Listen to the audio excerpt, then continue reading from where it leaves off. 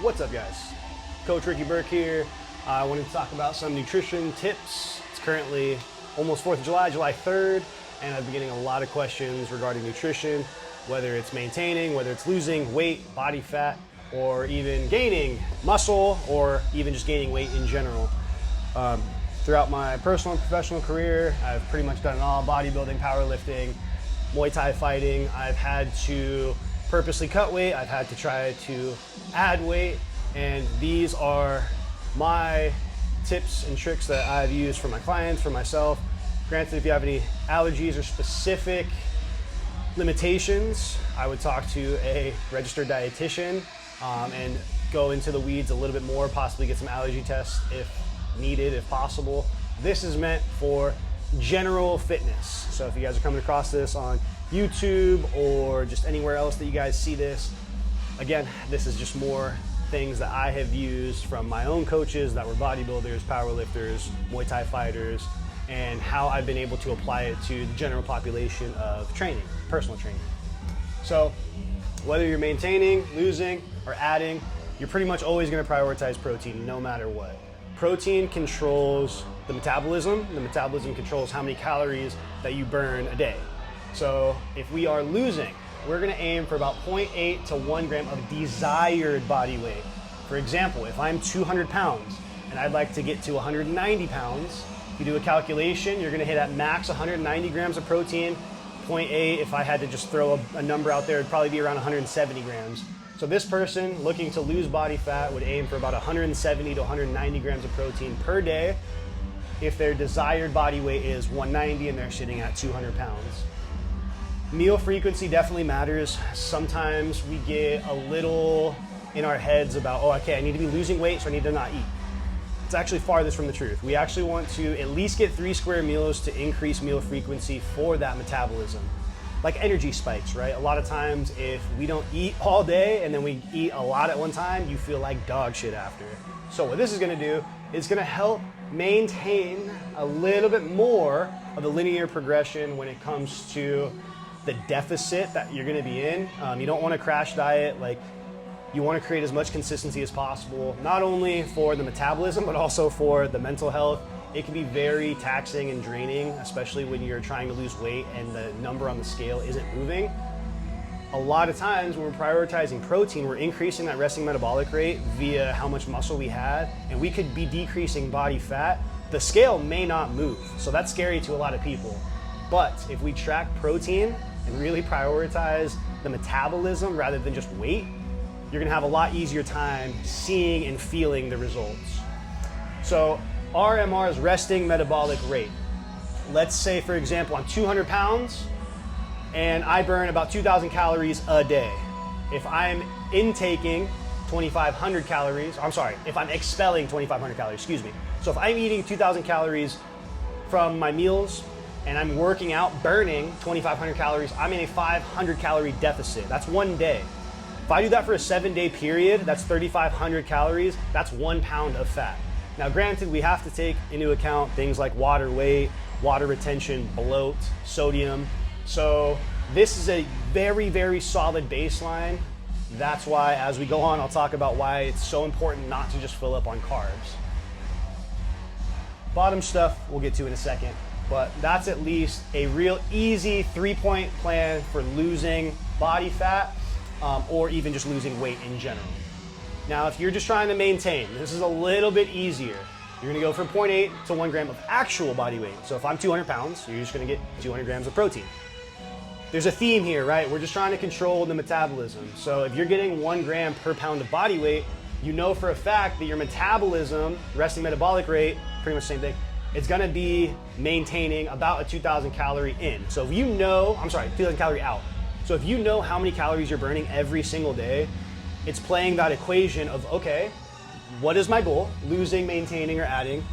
And based off this 2,000 calorie output that my body and my metabolism gives every day, what do I need to intake to be able to lose, maintain, or build? So for maintenance, this one's a lot easier. I would still do 3 meals. I would allow snacks.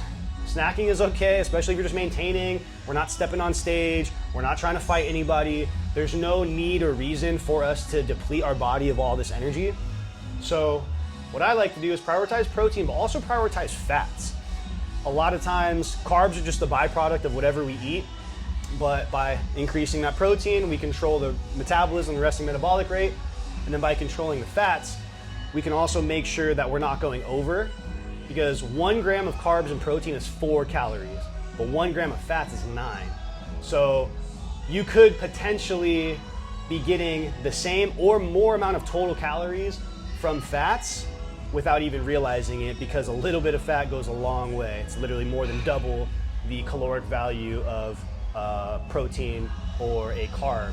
So really, just by monitoring the protein and the fats, you're gonna have a much easier time maintaining that 2,000 calorie number. Now, let's say if I burn 2,000 calories, I eat 2,000 calories, you're at a stalemate. You're really not gonna go anywhere. Sure, you might go up 1 to 2 pounds because salt or carbs do retain water, and that is going to be water weight.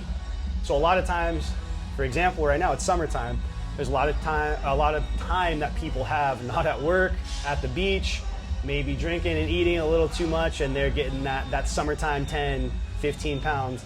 That's very normal. Now, of course, if you never come back to the gym and you continue that lifestyle, yeah, you're probably gonna increase body fat and decrease lean muscle mass, which we don't want. So, adding and bulking is so much more difficult than people think. So, I would go 1 to 1.2 desired lean muscle mass. You have to check your body fat for this. Either a DEXA scan or a hydrostatic tank. Biometrical impedance is fine too, but the more you understand about your body, the more we can play this equation. For example, if I'm 200 pounds, but 150 pounds of me is lean muscle mass and bone, that means I have roughly 50 pounds of weight coming from body fat. Now granted, make sure you're looking at your skeletal mass too and your water mass, because that is going to increase a variable anywhere between 11, 12 pounds up to 20. So it really depends.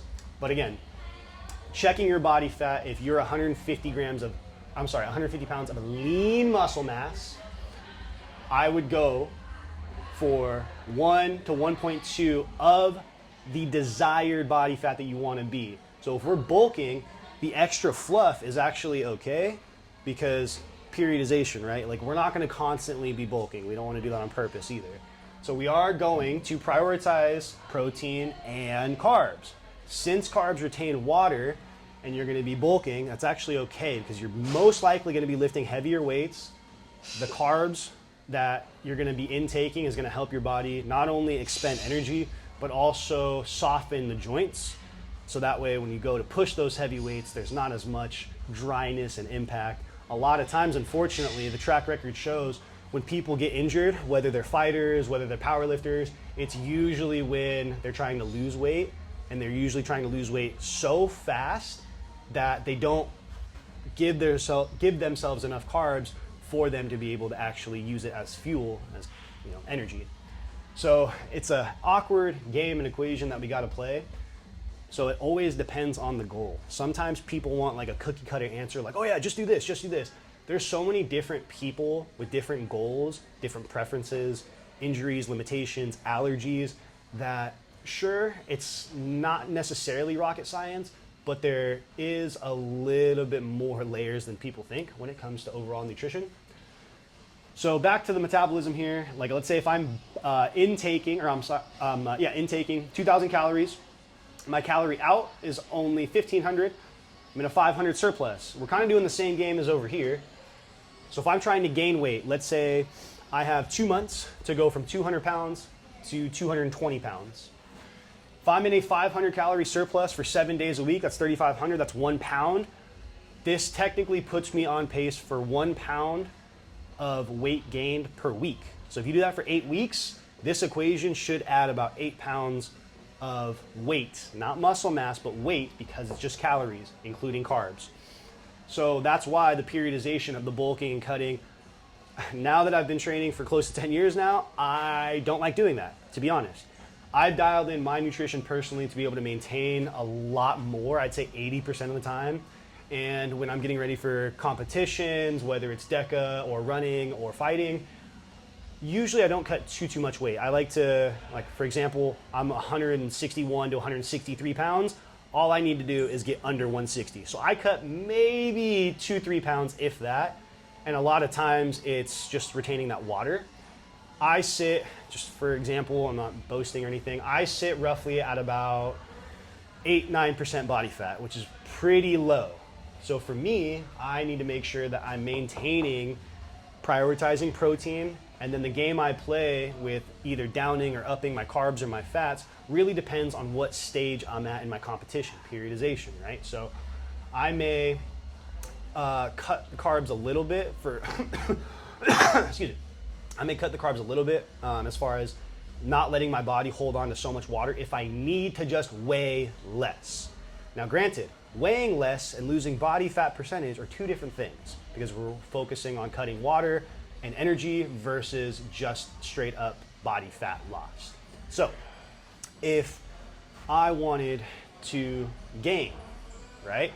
That's why the carbs really matters.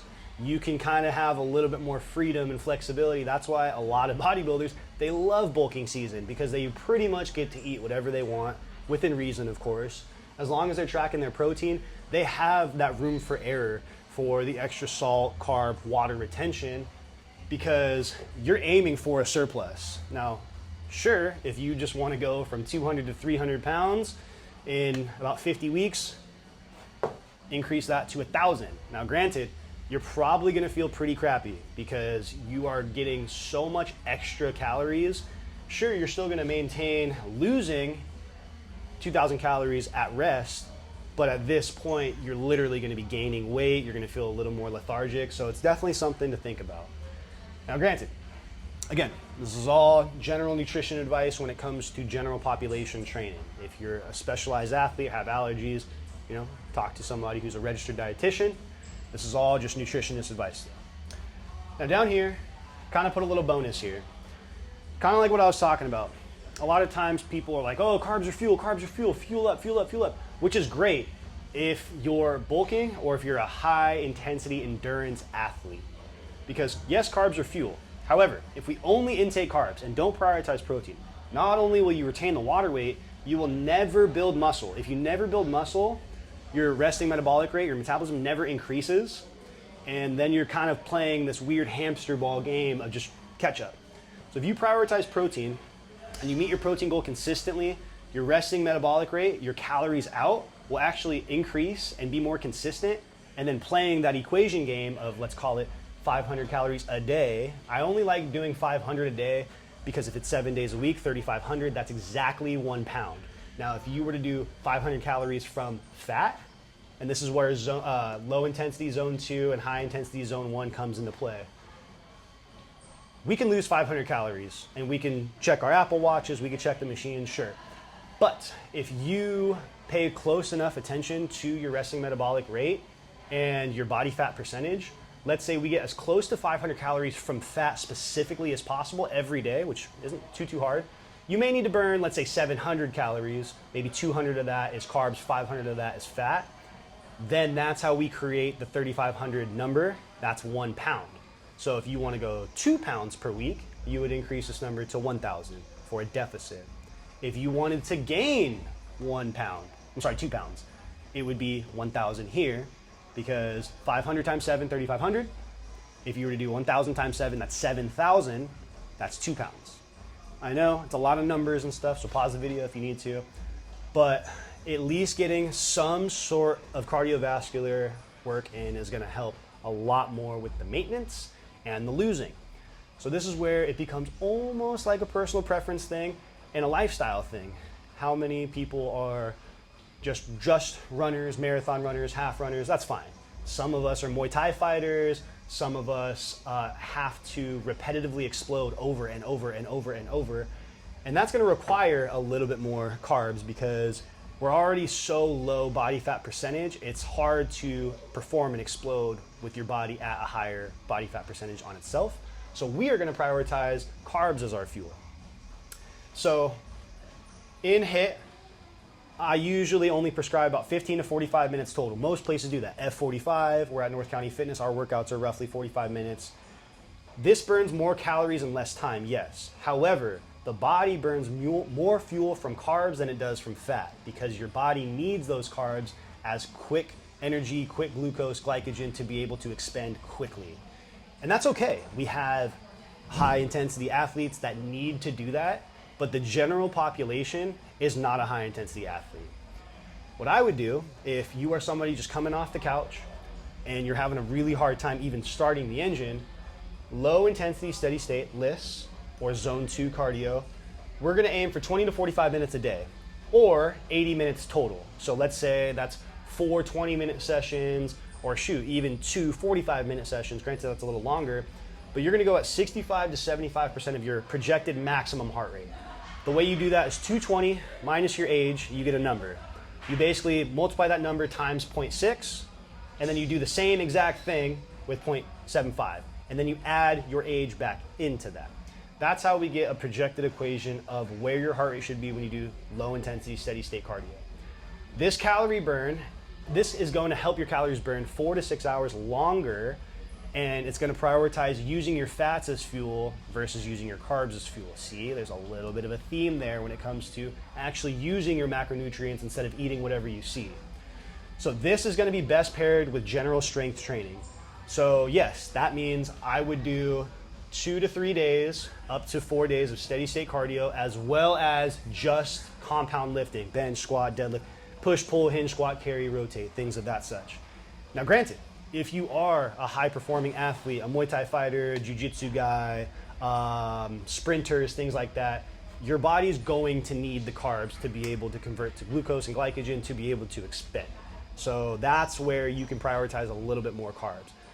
But see, there's a little bit of nuance there. It depends on the person, the goal, the ability, the preference, allergies even. But again, all mostly just general nutrition, whether it comes to losing, maintaining, and adding.